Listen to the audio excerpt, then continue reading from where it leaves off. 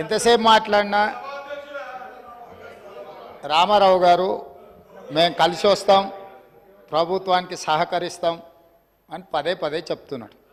నేను వారికి ఒకటే సూచన చేస్తున్నా, మీరు కలిసి వస్తారా లేదా అనేది, అన్నం ఉడికిందా లేదా అనేది ఒక మెతుకుని బట్టి చూస్తే తెలుస్తుంది. ప్రతిపక్ష నాయకుడు సభలకే రాడు, వీళ్ళు కలిసి వస్తారని చెప్తే నమ్మేది ఎవరు అధ్యక్ష? నేను అందుకే వారికి సూచన చేస్తున్నా, వెనకాల ఉండే అక్కలు ఇక్కడ ఉండి చెప్పి ఇక్కడ ముంచి అక్కడికి తేలినరు. ఆ అక్కల మాటలు విన్నాడు అనుకో జూబ్లీ బస్ స్టాండ్లో కూర్చోవాల్సి వస్తుంది అధ్యక్ష. అందుకే అందుకే అందుకే అందుకే అధ్యక్ష, మైనారిటీకి మంత్రి ఇవ్వలేదన్నాడు. 2014 నుంచి 2019 వరకు ఒక్క మహిళకు కూడా మంత్రి పదవి ఇవ్వలేదు అధ్యక్ష. 5 సంవత్సరాలు ఒక్క మహిళకు కూడా మంత్రి పదవి ఇవ్వకుండా ఈ ప్రభుత్వాన్ని, ఆనాడు ప్రభుత్వాన్ని నడిపి ఈ రోజు వచ్చి మైనారిటీలకు ఇవ్వలేదని ముసలి కన్నీరు గారుస్తారు అధ్యక్ష. కాబట్టి దయచేసి అన్ని విషయాలు మాకు తెలుసు, సహకరించేది ఉంటే ప్రతిపక్ష నాయకుడిని వచ్చి సభలో కూర్చోమని చెప్పుంది అధ్యక్ష. వివేక్ గారు మళ్ళీ వెళ్ళకు రాకండి. వివేక్ గారు ఈ ప్రాక్టీస్ మంచిది కాదు, మళ్ళీ వెళ్ళకు రాకండి. కొత్త సభ్యులకు ఇది నేర్పించకండి. మీరు సభా మర్యాదలను కాపాడండి. మీరు వెళ్ళండి. మీరు పల్ల రాజేశ్వర్ గారు మీరు వెళ్ళండి ప్లీజ్. మీరు వెళ్ళండి, సభా మర్యాదలను కాపాడండి. మీరు వెళ్ళండి, కూర్చోండి ప్లీజ్, కూర్చోండి.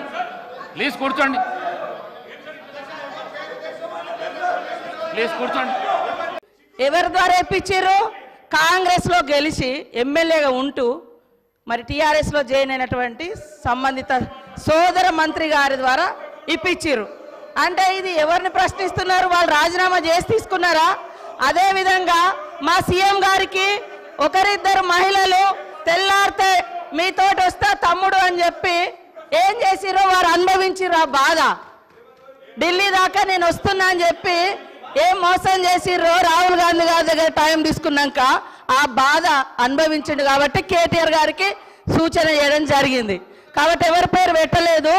మీరు మొన్న గవర్నర్ దగ్గర పోయేటప్పుడు, మీరు మెమోరాండం ఇచ్చేటప్పుడు మా పార్టీలో వచ్చినటువంటి వాళ్ళ మీద అనర్హత వేటు వేయండి అని ఇచ్చినప్పుడు ఎవరిచ్చారు? సవితమ్మతో ఇప్పించారు. మరి సవితమ్మ కాంగ్రెస్ నుంచి టీఆర్ఎస్లో పోయినప్పుడు ఇచ్చినప్పుడు ఏం తెలియదు.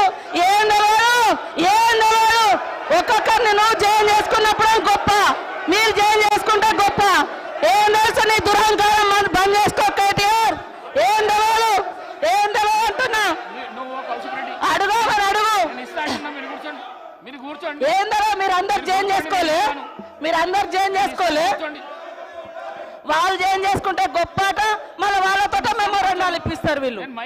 మళ్ళీ అదే కాంగ్రెస్ విధానాల మీద తిడుతుంటే వాళ్ళిద్దరు చప్పట్లు కొట్టడం ఎంతవరకు కరెక్ట్ అధ్యక్ష? ఇప్పుడు కాంగ్రెస్ పార్టీలో 10 ఏళ్ళు మంత్రులుగా చేసిర్రు. మరి 70 ఏళ్ళ కాంగ్రెస్ విధి విధానాలు తెలిసే వాళ్ళ పదవులలో కొనసాగినప్పుడు మళ్ళీ కాంగ్రెస్ని తిడుతూ ఉంటే రోజు ఇట్లా కొడుతూ ఉంటారు. అది కరెక్టా అధ్యక్ష? అది కరెక్టా? శ్రీమతి సబితా ఇంద్రారెడ్డి. స్పీకర్ గారు మాట్లాడడానికి 1 నిమిషం అవకాశం ఇస్తే మాట్లాడతాను అధ్యక్ష. గౌరవ్ ఆగండి. రన్నింగ్ కామెంటరీ ఎందుకు? మళ్ళీ మాట్లాడుతున్నాం కదా, మీరు ఇంతసేపు చెప్పారు. మాట్లాడుతున్నాం కదా, ముఖ్యమంత్రి గారు మాట్లాడతారా? ముఖ్యమంత్రి గారు చెప్తున్నాం కదా.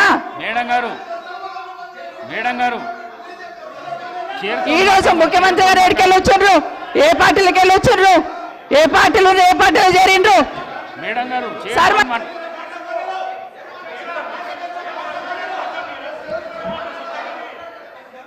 సభ మేడం గారు మీరు చైర్తో మాట్లాడండి ప్లీజ్.